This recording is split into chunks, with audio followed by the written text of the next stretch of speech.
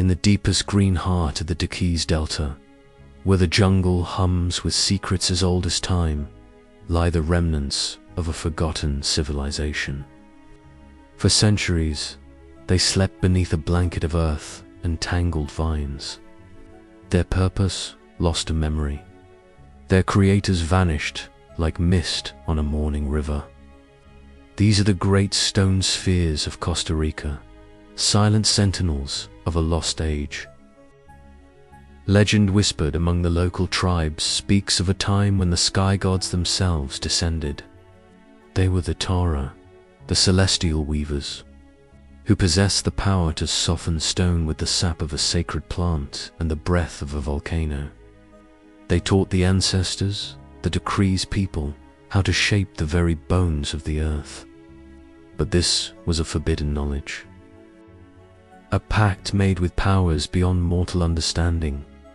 The largest of these spheres, perfect in their roundness, were said to be vessels of cosmic energy, navels of the world that connected the earthly realm to the star-strewn heavens.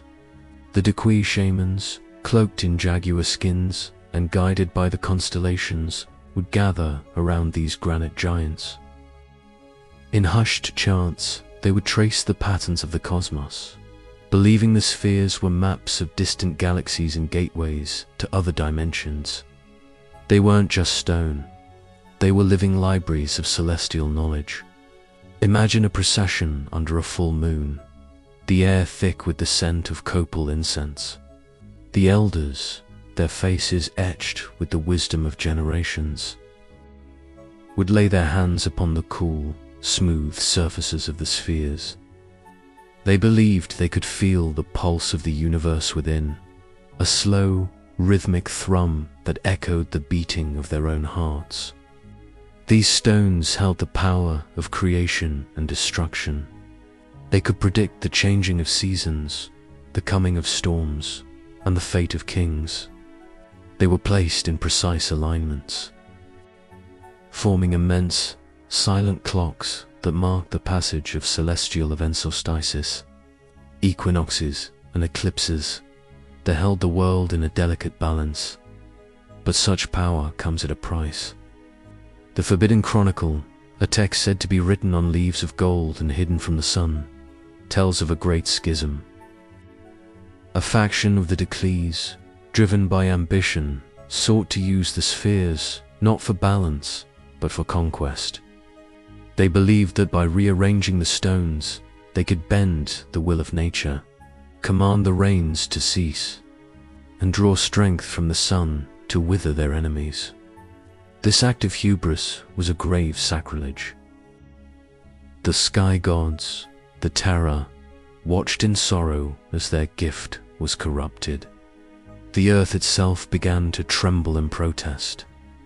Rivers changed their course, the jungle grew restless, and a shadow fell over the sun. The shamans who had protected the old ways knew the end was near. In a final, desperate ritual, they performed a ceremony of concealment. They called upon the spirits of the earth to reclaim the spheres, to bury them deep, and to erase the memory of their power from the minds of men. It was a great forgetting, a magical act designed to protect humanity from its own greed. As Spanish conquistadors later carved their way through the isthmus, they found a people who had no memory of their monumental past. When asked about the few spheres that remained visible, the locals spoke only of old wives' tales, of giants, marbles, or of cannonballs from a war of gods they could no longer name. The true knowledge was gone, locked away with the stones beneath the soil. For centuries, the spheres slept.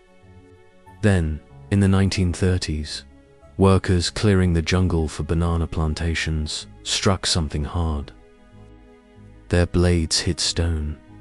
Thinking they had found buried treasure, they dug, sometimes using dynamite, shattering the very artifacts they sought to unearth. Slowly, sphere after sphere emerged from its earthen tomb, astonishing the modern world. Nearly perfect, carved from granodiorite, a stone found miles away, some weighing over 16 tons. How were they made with such precision? How were they transported through dense jungle and across treacherous rivers? Archaeologists were baffled. Theories abounded, from the mundane to the extraordinary. Some said they were garden decorations for the chieftains, status symbols of power. Others suggested they were markers for burial sites, guarding the spirits of the elite. But none of these explanations could account for the sheer scale of the undertaking, the astronomical precision of their placement, or the haunting perfection of their form. The enigma only deepened. The silence of the spheres is what is most profound.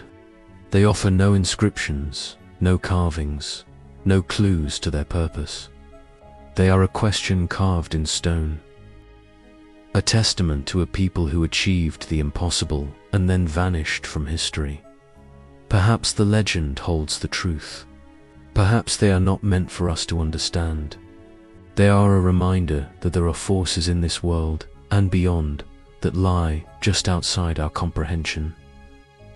They say that on the quietest nights, if you stand among the spheres in the Palmasour Archaeological Park, you can still feel it.